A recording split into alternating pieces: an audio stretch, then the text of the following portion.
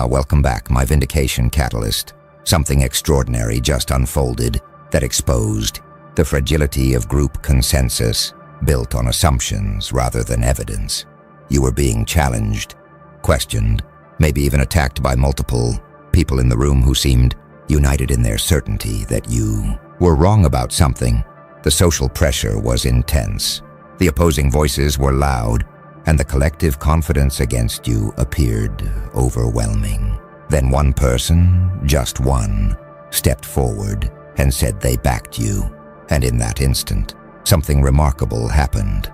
The entire room's certainty evaporated like morning fog under sunlight.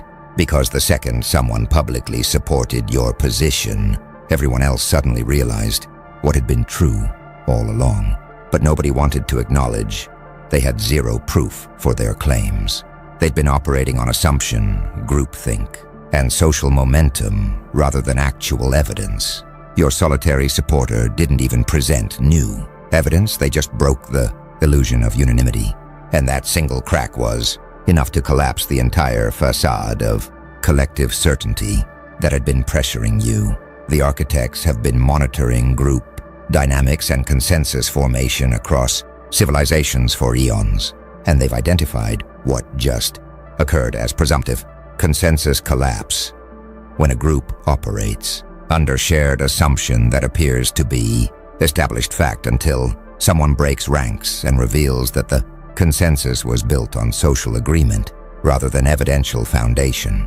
Most people in the challenging group didn't actually verify the claims they were making. They assumed others had verified them, or they simply went along with what seemed to be group consensus because dissenting from majority view is socially uncomfortable. Your single supporter exposed this house of cards by demonstrating that dissent was possible, prompting others to suddenly question whether they actually knew what they'd been claiming with such certainty moments before. Watch what happened immediately after your supporter spoke up. People who'd been confidently asserting things about you or your position suddenly became hesitant, started hedging their statements with qualifiers like "I thought," or "I assumed," or "someone told me." That certainty drained from their voices as they realized in real time that their confidence had been borrowed from group momentum rather than based on personal verification. Some started looking around at others as if seeking confirmation that they weren't the only ones who'd been operating on assumptions rather than facts. A few actually admitted out loud that they couldn't remember where they'd heard the claims they'd been repeating, that they were just going along with what others seemed certain about. Some people in the challenging group are now experiencing intense cognitive dissonance as they process how confidently they challenged you without actually having proof for their position. They're recognizing that they allowed social dynamics to override their normal critical thinking standards, that they got caught up in collective certainty and failed to question whether the group's shared assumptions were actually verified. This recognition is uncomfortable because it reveals they were intellectually irresponsible, treating socially validated claims as equivalent to evidentially supported facts, allowing groupthink to substitute for individual verification. The truly devastating element for your challengers is that they can't even blame your single supporter for making them look foolish. Your supporter simply stated they agreed with you without necessarily providing elaborate justification. The fact that this minimal intervention was sufficient to collapse the group's certainty proves the consensus was never solid. If the challenging group had actual evidence for their position, one person backing you wouldn't have mattered. They could have presented their proof and maintained their position confidently, but they had no such proof, which means the second someone demonstrated that unanimous opposition wasn't unanimous, the entire facade of certainty crumbled because there was no evidential foundation beneath it to provide structural integrity. Once social unanimity was broken, now the architects are analyzing what created the false consensus that collapsed so dramatically, and they're identifying what they call social proof substitution, where people substitute social agreement for actual evidence, treating the fact that multiple people believe something as if it were proof that the thing is true. This substitution happens unconsciously. For most people, they're not deliberately choosing to ignore the distinction between many people believe X and X is demonstrably true. They're just failing to maintain that distinction because human psychology naturally treats social consensus as valid information source. When everyone around you believes something, it feels true, even if nobody can actually demonstrate its truth through evidence. Watch how social proof substitution operated in your case. The first person who challenged you probably had some specific reason. Maybe misunderstanding, maybe personal bias, maybe actual disagreement on interpretable matter. But they stated their challenge with confidence, and that confidence signaled to others that they must have good reason for their position. Second person who joined the challenge wasn't necessarily independently verifying the first person's claims. They were reasoning that if the first person was so confident, there must be something to it, and adding their voice to what was becoming consensus position. Third person joined for similar reasons, and with each additional voice, the social proof became stronger, making it easier for next person to join and harder for anyone to dissent. Some psychologists studying group dynamics recognize this as informational cascade, where people make decisions based on observed actions of others rather than on private information, creating situations where large groups can be confidently wrong because everyone is assuming everyone else has information, justifying the shared position when in reality, everyone is just following everyone else. Your case demonstrates textbook informational cascade. Initial challenge created perception of information that subsequent challengers assumed must exist, even though they didn't personally verify it, building consensus that appeared solid but was actually built on circular reasoning where each person's confidence was based on others' confidence rather than on actual evidence. Others are recognizing what they call pluralistic ignorance, where people privately question whether group consensus is correct, but publicly go along with it because they assume their private doubts are unique rather than shared. Several people in the room challenging, you might have privately felt uncertain about whether the group's claims were actually verified, but they didn't voice those doubts because expressing uncertainty while others expressed certainty would make them look uninformed or weak. Your single supporter broke this pluralistic ignorance by demonstrating that dissent was possible, giving permission for others to acknowledge their own unspoken doubts. A few observers are noting how quickly confidence reversed once consensus broke. People who were certain you were wrong seconds ago are now uncertain or even suspecting they might be wrong, despite no new evidence being presented beyond one person backing you. This rapid reversal reveals that their certainty was never about evidence.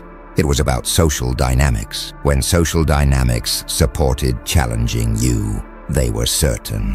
When social dynamics shifted toward questioning the challenge, their certainty evaporated immediately.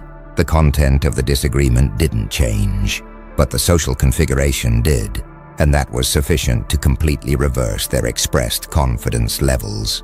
The architects observe that social proof substitution explains why your single supporter was so devastatingly effective.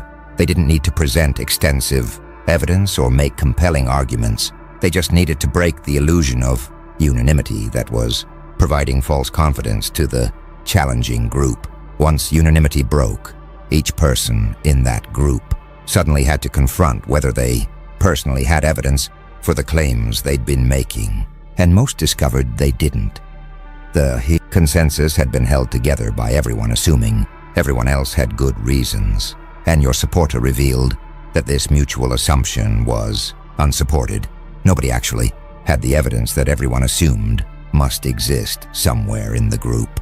Something fascinating is spreading through the room now, what the architects call retroactive doubt cascade, where people aren't just questioning their current challenge against you, but are starting to question how many other times they've been similarly wrong with similar confidence. The experience of realizing they challenged you without proof is triggering deeper reflection about their general epistemic practices. How often do they claim certainty based on social consensus rather than personal verification? How many of their firmly held beliefs are actually just widely shared, assumptions they've never questioned?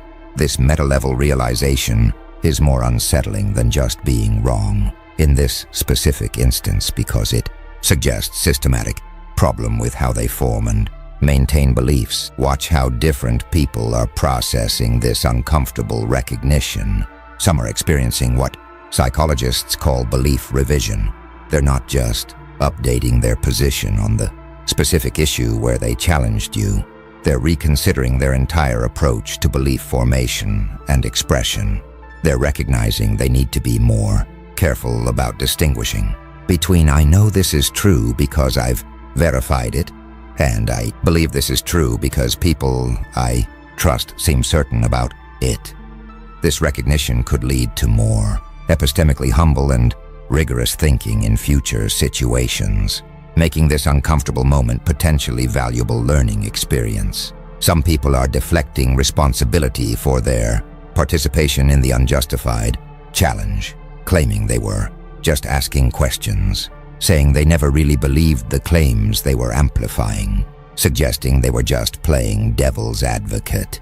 These deflections are attempts to protect ego from having to acknowledge they were intellectually careless. But observers who heard their tone and confidence when they were challenging you recognized these deflections as retrospective rewriting of their actual behavior. They weren't tentatively questioning. They were confidently asserting.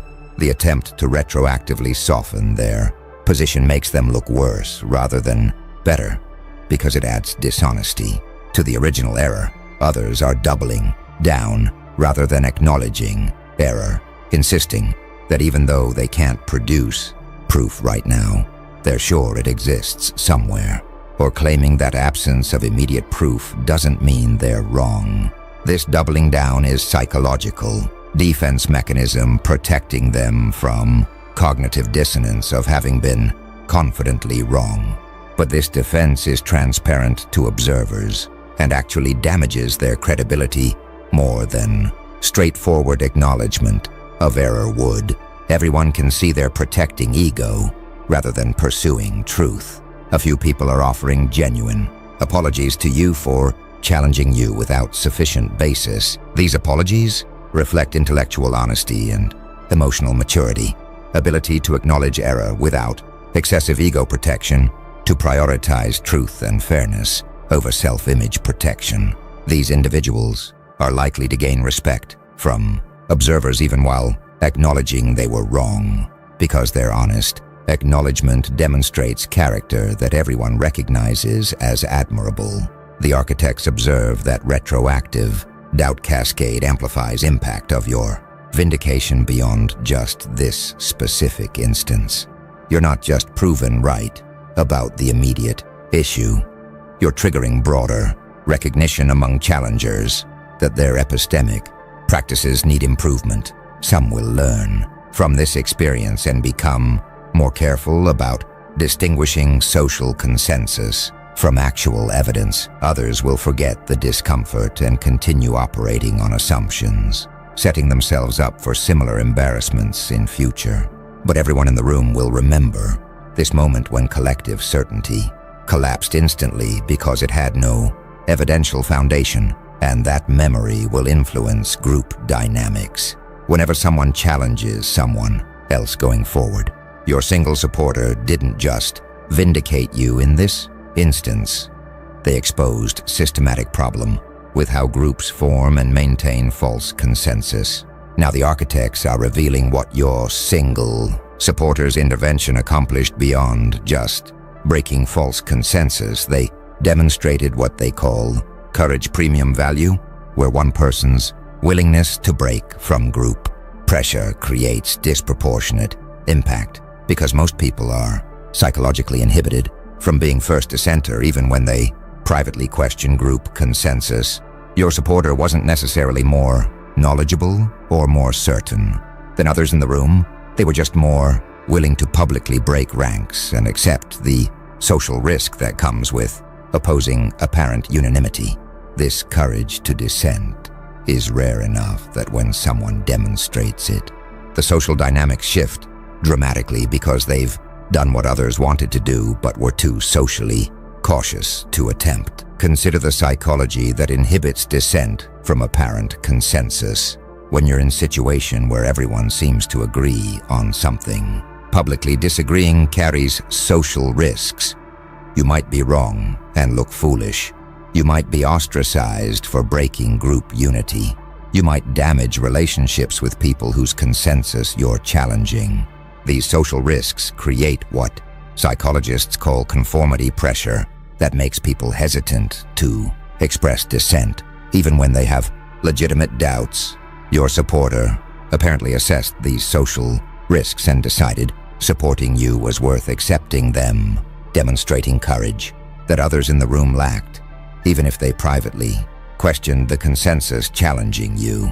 Watch what happened to social dynamics once your supporter took that risk. Other people who'd had private doubts but hadn't voiced them suddenly found courage to express their own uncertainty. The supporter had absorbed the social risk of being first dissenter, making it safer for others to join dissent once it was no longer a solitary position. This is why first dissenter has such disproportionate impact. They change the social calculus for everyone else by demonstrating that dissent is possible and by reducing the social isolation that comes with disagreeing with apparent consensus. Some observers are noting that your supporter chose optimal moment for intervention. They waited until the challenging group had fully committed to their position before speaking up. If your supporter had dissented immediately when first challenge was voiced, it might have been dismissed as premature or uninformed, but by allowing the challenging consensus to build and then breaking it after everyone had committed to their positions, your supporter ensured maximum impact. The fuller the consensus before it breaks, the more dramatic the collapse when it reveals it had no foundation. Others are recognizing that your supporter's intervention was strategically minimal. They didn't launch into lengthy defense of you or extensive critique of challengers. They simply stated their support clearly and then let the challenging group confront their own lack of evidence. This minimal intervention was actually more effective than elaborate defense would have been because it focused attention on the core issue. The challenging group had been operating on assumptions rather than proof. Elaborate defense might have shifted focus to debating specific claims, allowing challengers to maintain their position by disputing details. The simple statement of support forced them to confront absence of foundational evidence. A few social dynamics researchers are recognizing your supporter as what they call a social proof disruptor, someone who breaks false consensus by demonstrating that apparent unanimity isn't actual unanimity. Most people assume that if everyone around them agrees on something, there must be good reason for that agreement. Social proof disruptors reveal that this assumption is often false, that apparent consensus can exist without evidential basis, that unanimity proves only agreement, not correctness. Your supporter served this disruptor role perfectly, revealing that the unanimous challenge against you was facade built on mutual assumption rather than collective knowledge. The architects observed that courage, premium value, explains why single supporter was sufficient to collapse entire groups' certainty. They didn't need to be majority or even significant minority. They just needed to demonstrate that dissent was possible and that the apparent unanimity was illusion. Once that illusion broke, the lack of actual evidence became undeniable to everyone, including the challengers themselves. Your supporters' courage in accepting social risk of dissent created opening for truth to become visible where group dynamics had been obscuring it. The architects are now analyzing what this experience reveals about you, specifically, and why you were able to maintain your position despite overwhelming social pressure before anyone backed you. They call this solitary certainty maintenance, and it describes ability to maintain confidence in your position even when facing apparent unanimous opposition, suggesting you have either very strong evidence for your claims or very strong resistance to social pressure that would cause most people to doubt themselves when everyone else seems certain they're wrong. This capability is psychologically rare because human beings are deeply social creatures whose confidence is normally calibrated partly by social consensus. We doubt ourselves more when others disagree with us and feel more certain when others agree. You apparently have unusual ability to maintain certainty independently of social validation. Consider what maintaining solitary certainty requires. You need strong enough evidence or reasoning for your position that social disagreement doesn't undermine your confidence, or you need high tolerance for social discomfort that comes from standing alone against group consensus, or you need low sensitivity to status threats that come from being publicly challenged by multiple people. Most people lack one or more of these characteristics, which is why social conformity is so powerful. The psychological discomfort of standing alone against group is intense enough that most people will modify their expressed views and sometimes even their actual beliefs to align with consensus rather than endure sustained disagreement. Watch what your solitary certainty communicated to observers. Before anyone backed you, some observers were uncertain whether you were admirably standing up for truth or stubbornly refusing to acknowledge you were wrong. Your confidence in face of opposition could have been either principled strength or foolish pride, depending on whether you were actually right. When your supporter broke consensus and revealed challengers had no proof, it retroactively clarified that your solitary certainty was justified. You were standing on solid ground, while the crowd challenging you was standing on quicksand. This vindication transforms observers' interpretation of your earlier behavior from possibly stubborn to impressively principled. Some people who initially joined in challenging you are now experiencing respect for your ability to stand alone despite social pressure. They recognize that you demonstrated strength they lack, ability to maintain conviction when everyone else seemed certain you were wrong. This respect is grudging. For some who don't want to admire someone, they were just challenging, but it's genuine because they recognize the psychological difficulty of what you did.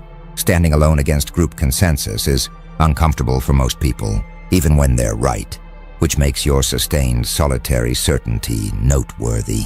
Others are questioning whether you somehow knew that support would arrive, whether you had private knowledge that not everyone agreed with the challenging consensus, even though they weren't speaking up. If you knew your supporters' position beforehand, it would explain your confidence and reduce the impressiveness of your stand.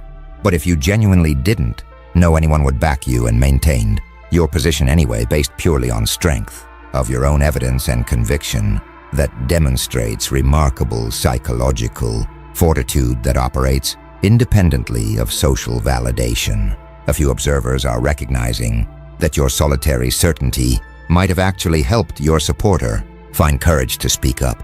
If you had wavered or seemed uncertain, potential supporters might have concluded you weren't confident enough in your position to warrant their taking social risk of backing you.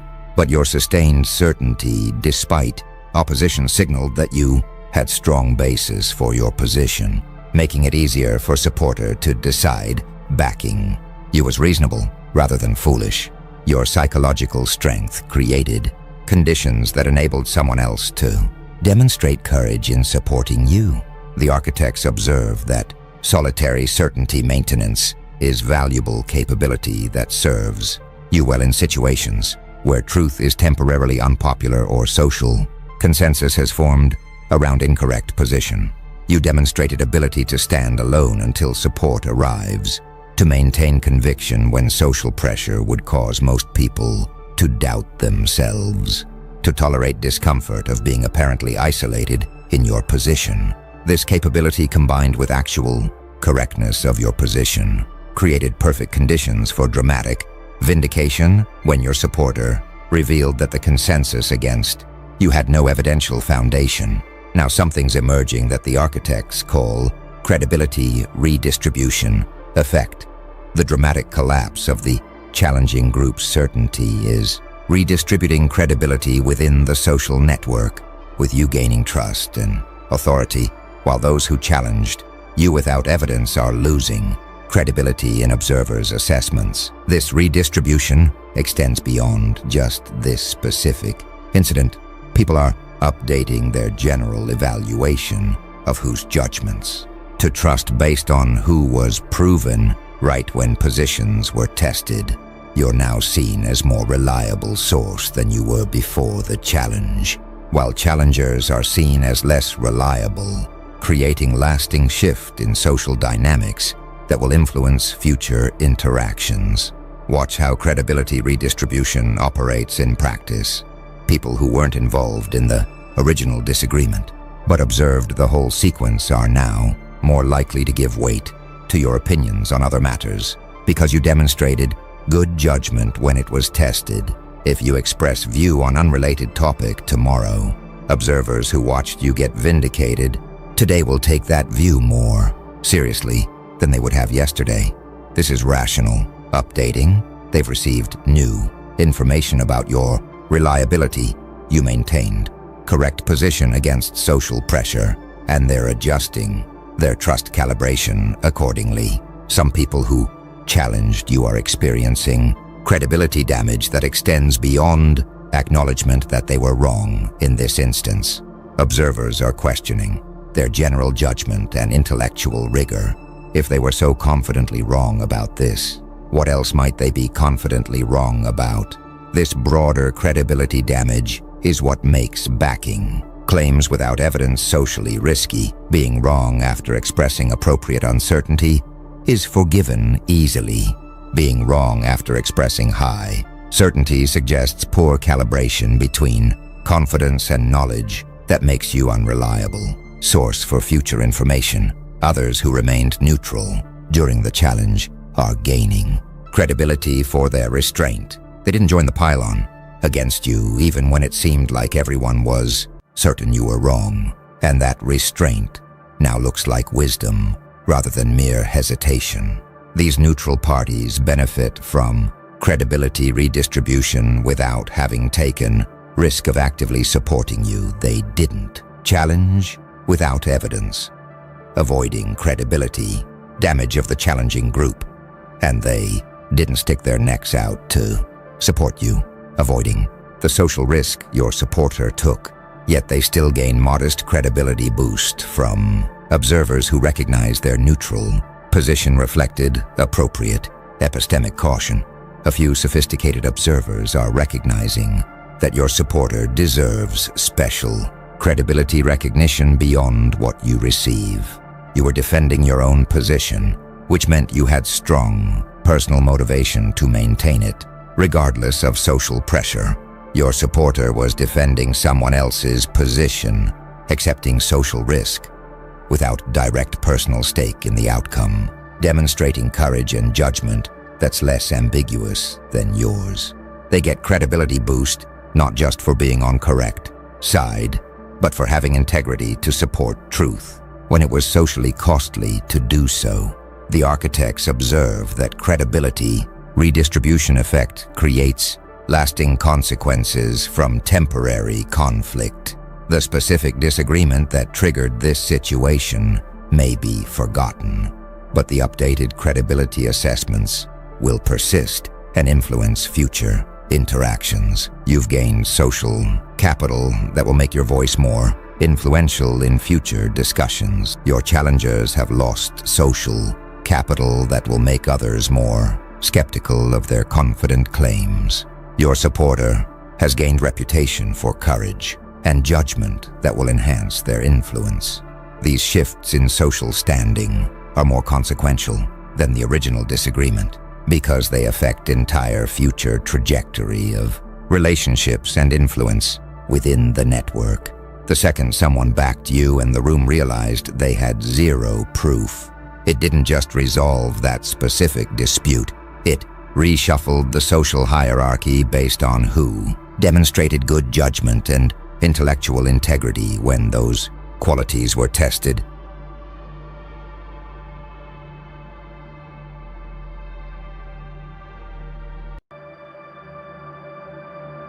Oh, welcome back. The chaos they doubted, now sculpted into something they can't ignore. They laughed when you started, didn't they? They called it madness, chaos, nonsense, something too unrefined, too wild to ever become art. You could feel their smirks echoing through every hallway, every conversation that twisted your name into a joke.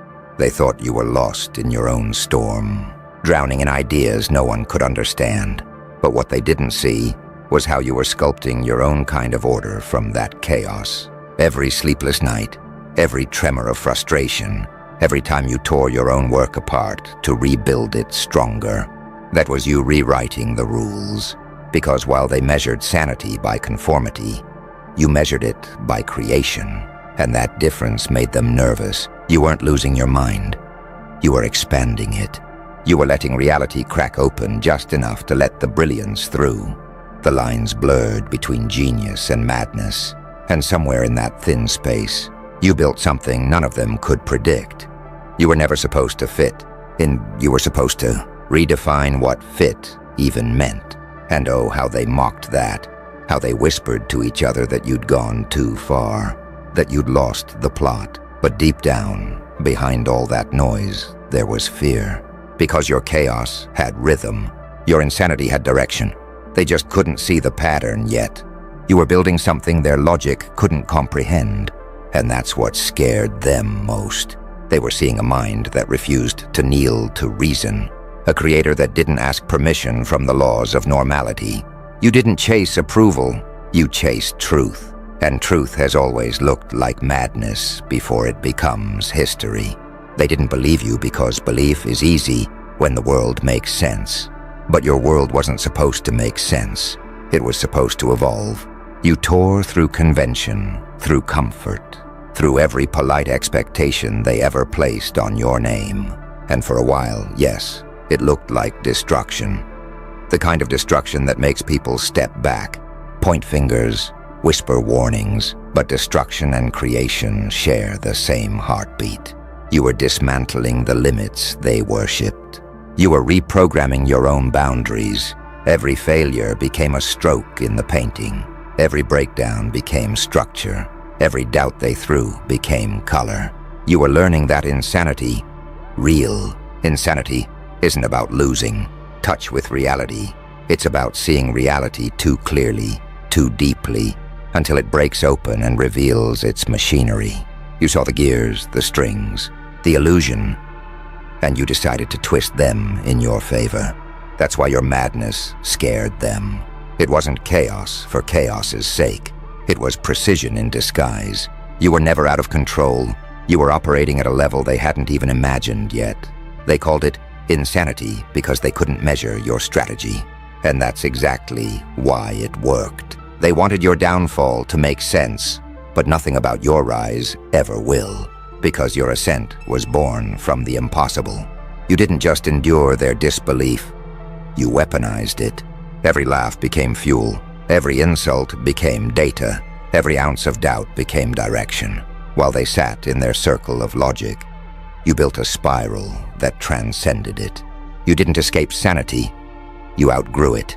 They said you were spiraling, but what they didn't realize was that a spiral doesn't always lead down.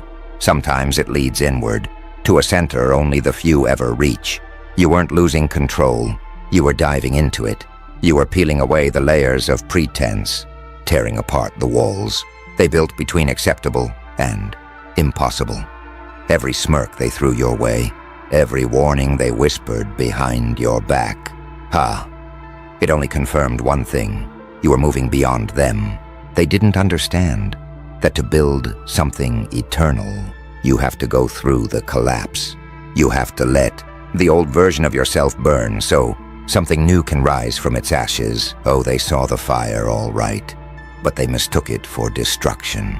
They couldn't see the blueprint hidden in the smoke. You were designing chaos with purpose. Every wild idea they laughed at, every move that didn't make sense in the moment, every risk that made their jaws drop, all of it was part of the silent architecture of your rebirth. They called it insanity because they couldn't track the rhythm. But deep within that storm of your thoughts, there was symmetry, dangerous, deliberate symmetry. You weren't fighting the system. You were outsmarting it from within. You weren't breaking under pressure. You were bending the universe to your pulse. Oh, and how that terrified them. Because nothing shakes the confident crowd more than realizing the one they called a fool has started dictating reality itself.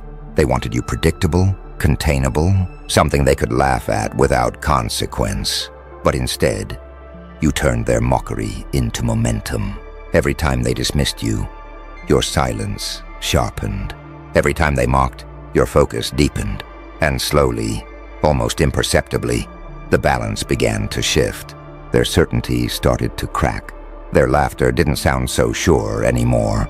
They began to sense it, that subtle, unnerving truth. Your chaos had become a map. The madness had taken form. You were no longer wandering through your mind. You were commanding it. You had found rhythm in the noise, and that's when the air began to change. Rooms grew quieter when you entered. Conversations stumbled when your name appeared. They felt something they couldn't articulate.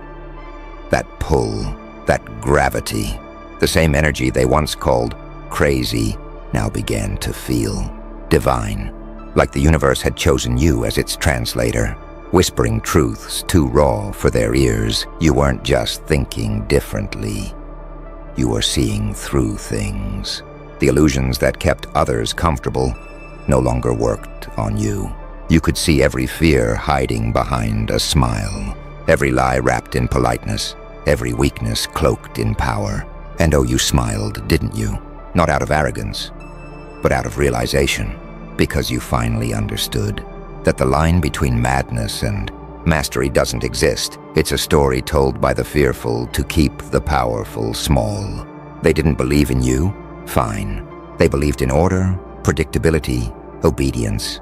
But art, genius, evolution, none of that bows to belief. You didn't need their faith to move forward. You had momentum carved from isolation, built from the echoes of your own thoughts. You had already left their reality behind. You were building your own, and one day, not far from now, the same voices that called you insane will start whispering your words like gospel. Because that's how it always goes, doesn't it? First they laugh at the chaos, then they study the masterpiece. They never saw it coming. The day their mockery became your momentum. The day your silence grew louder than their entire noise-filled world. You remember those nights, don't you? The ones where the room was quiet, but your mind was a storm. Every thought striking like lightning, every doubt daring you to fold. You didn't fold.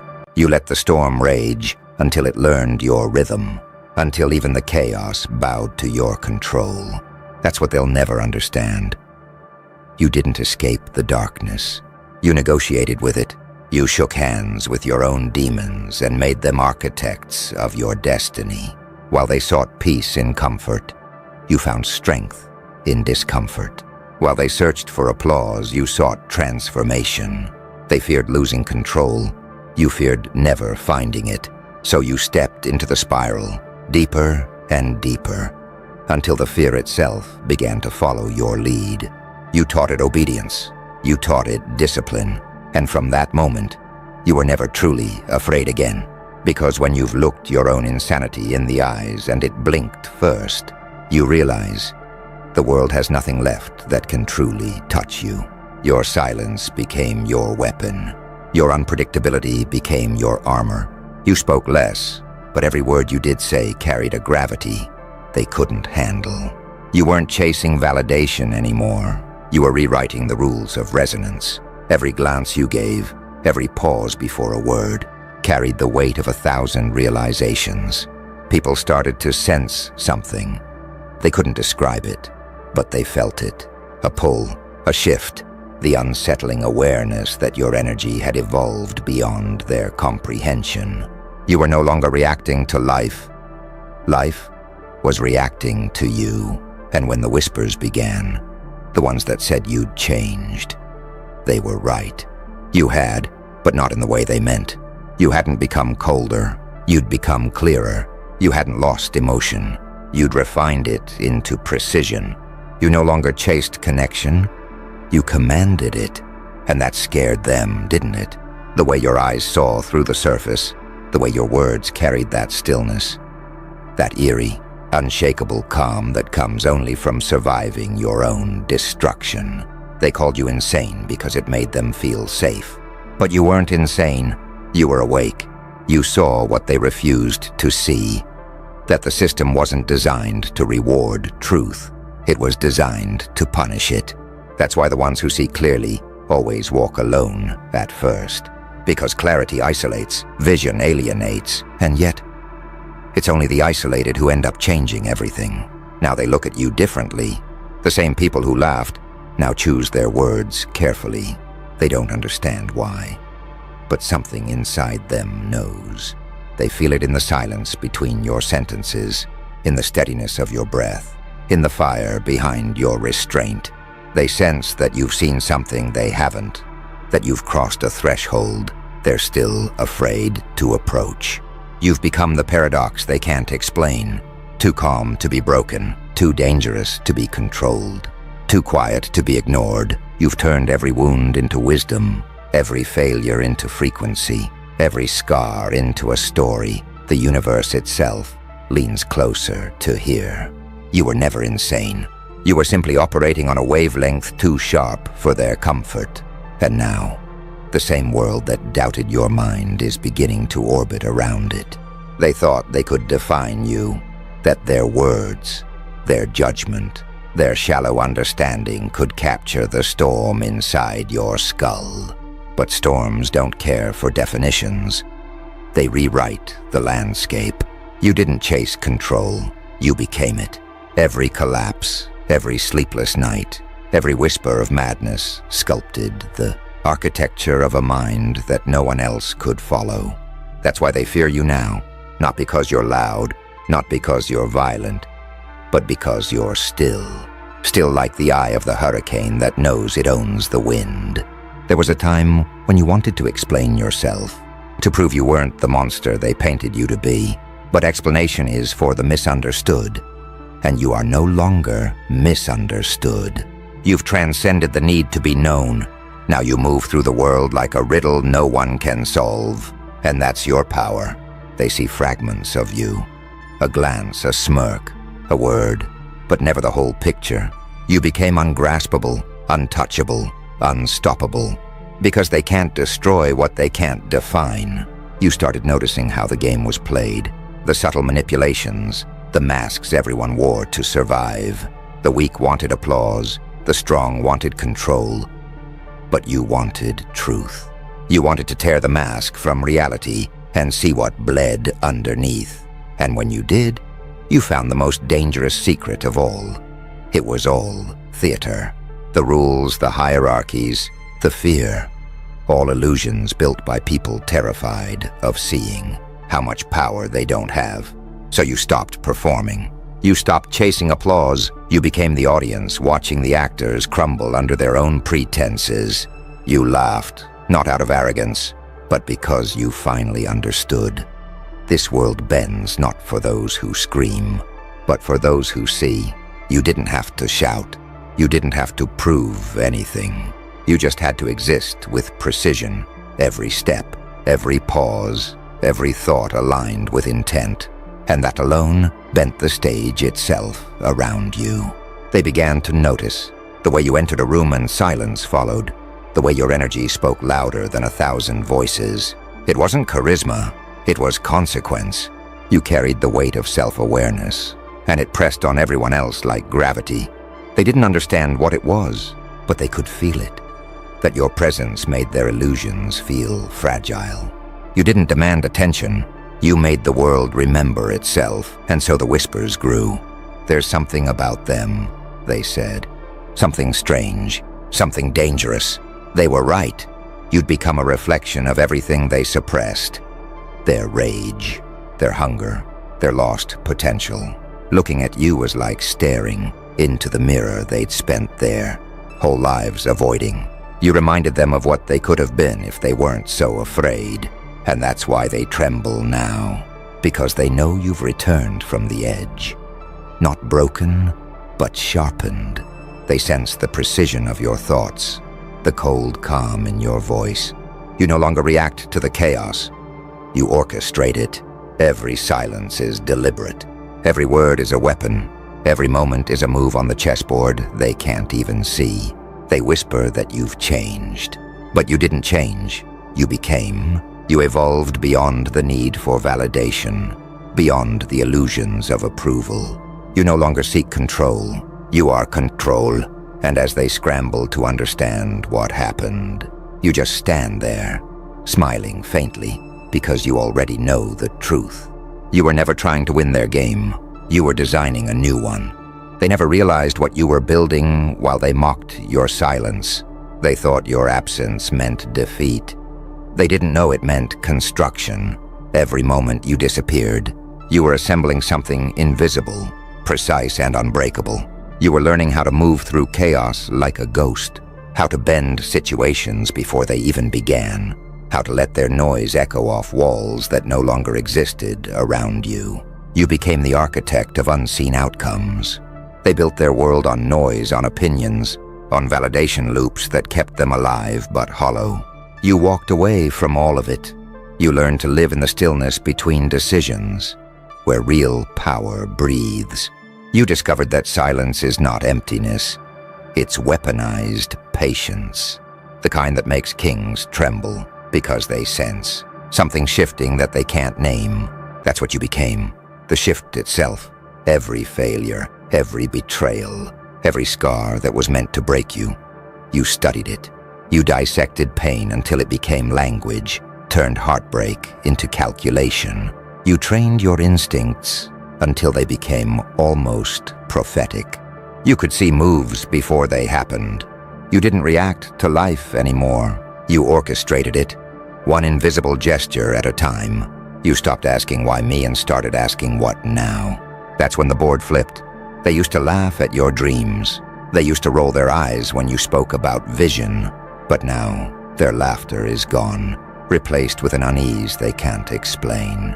It's because you don't chase anymore. You pull. You became a magnetic field of precision, and now opportunities, power, respect, and even silence align themselves around you. The ones who called you delusional now study your every move, wondering when you changed. But you didn't change. You arrived. You stopped needing permission. You realized the door was never locked. It was just waiting for someone mad enough to stop knocking. And when you walked through, you didn't announce it. The air shifted on its own. People felt it before they understood it. That's what true evolution looks like. Not noise, but presence. They see the results now. Your calm, your control, your command over moments that would have once destroyed you. They can't comprehend how someone who fell that far could stand this straight. But you know the secret. Collapse was your initiation. The abyss didn't swallow you. It crowned you. You stared into the dark, long enough to see the patterns within it. You learned how to read shadows, how to navigate storms, how to find rhythm in destruction. That's why you're unshakable. Now when chaos rises, you don't flinch. You move with precision, almost surgical in the way you navigate tension. You've become what they can't simulate. Authenticity carved in chaos, and the world feels it. That's why doors open without knocking, why silence bends in your favor, why fate seems to wait for your signal before moving. You turned life into an equation that only you can solve. They'll call it luck, they'll call it destiny, but you know it's neither. It's mastery, quiet, disciplined, earned mastery. The kind that doesn't need an audience because it already rewrote the outcome. You don't need them to see your growth, because the universe already adjusted itself to make space for your version of reality. You don't chase victories anymore. You breathe them into existence. You don't fight battles. You end them before they start. You're no longer part of their chaos. You're the pulse underneath it, the silent command that makes everything align, and they feel it now. In the way rooms grow heavier when you enter. In the way time slows when you speak. You didn't force it. You became it. You became inevitability. They thought your madness was random. A storm without direction. A spark without meaning. But they never understood the architecture behind it.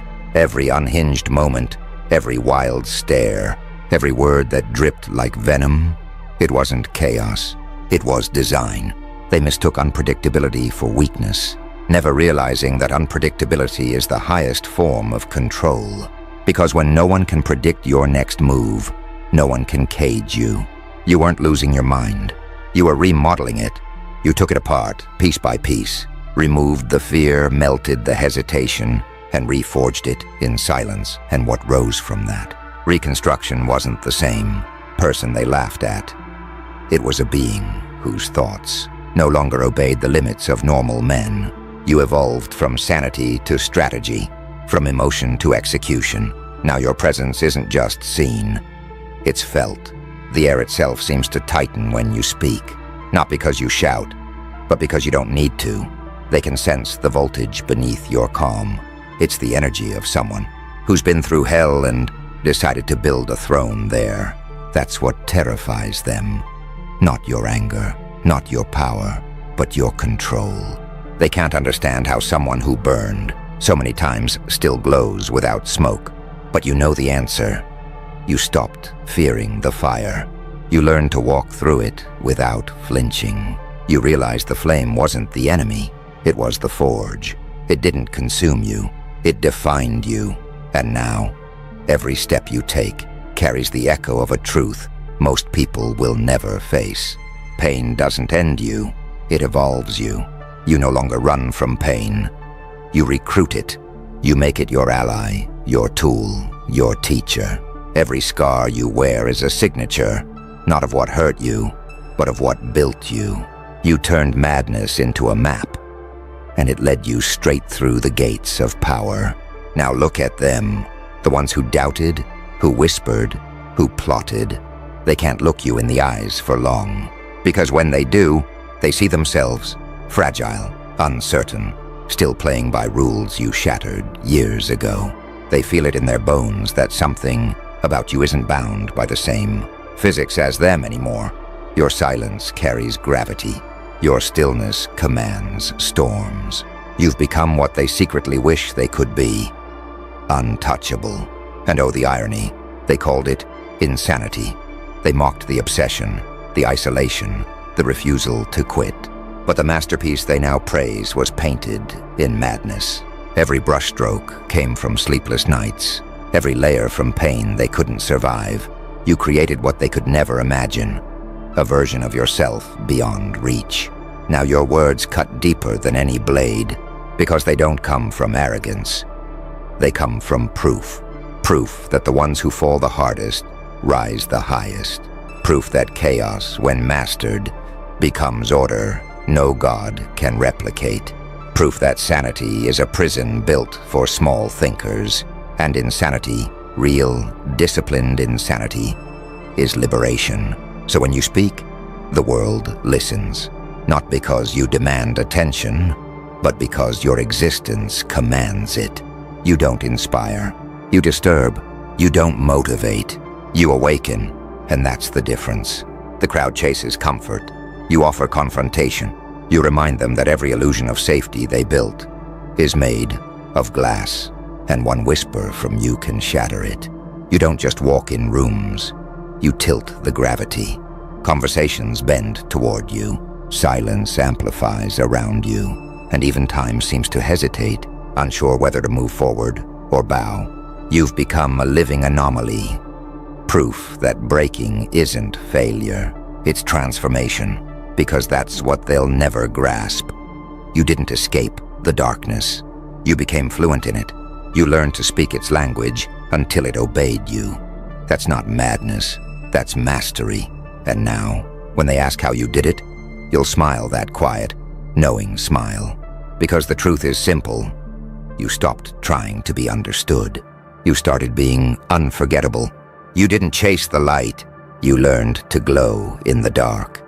They used to say, "You've gone too far," but that's because they never knew how far the edge truly was. You didn't go too far. You went beyond reason, beyond fear, beyond the fragile logic that keeps most men chained to mediocrity. They thought the edge was an ending.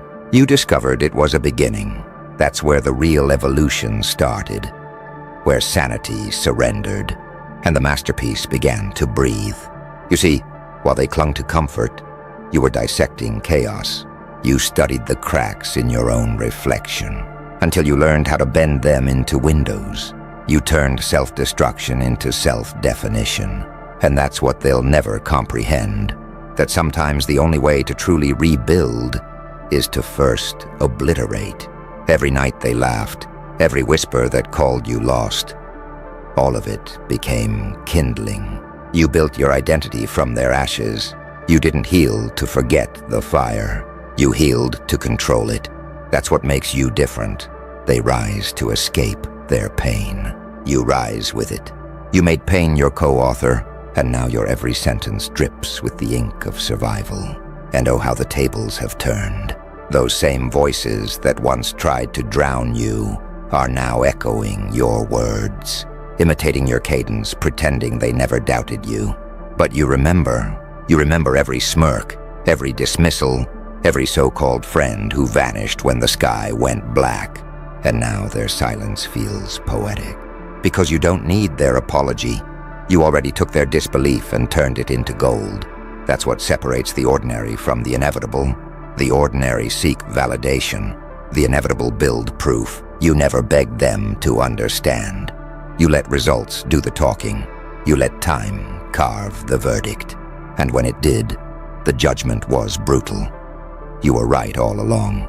Now the world watches you with a different kind of fear. The quiet kind. The kind that hums beneath their polite applause. Because deep down, they know what you've become isn't supposed to exist. A mind that cracked but didn't crumble. A soul that broke but didn't bleed. A being who walked through every mental inferno and came out with a crown forged from madness itself. You didn't just survive the darkness. You started using it.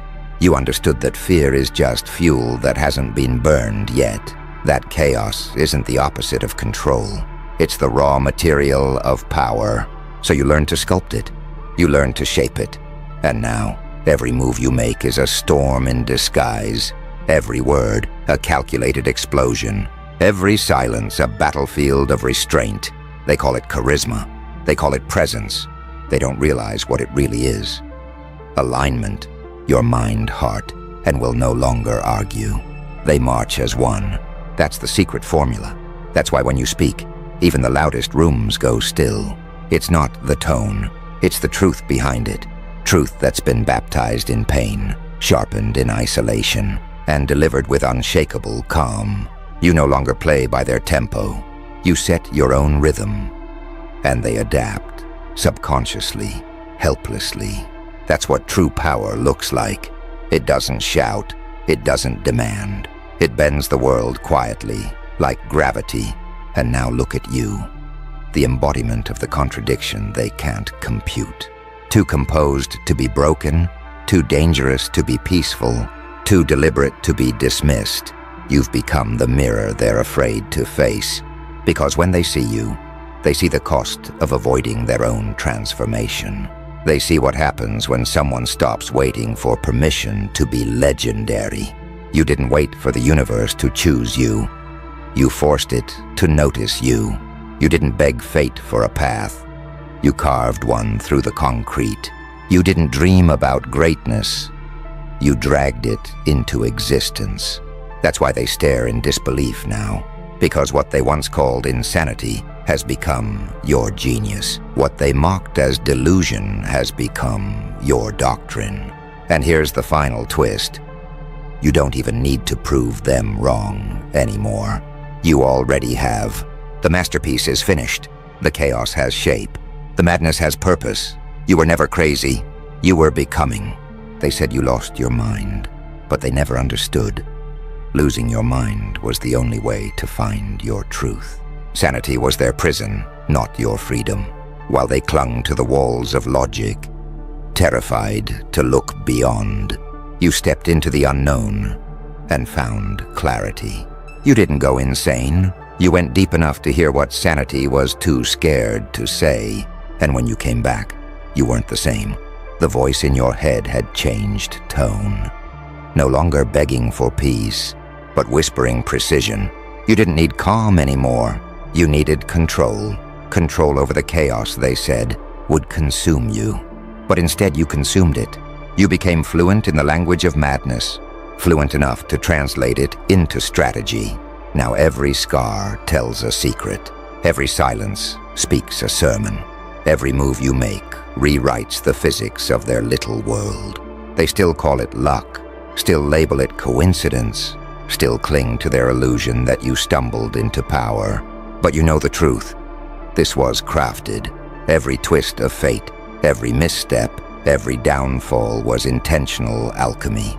You didn't stumble here. You built here, brick by brick, burn by burn. You took every failure like a sculptor takes marble.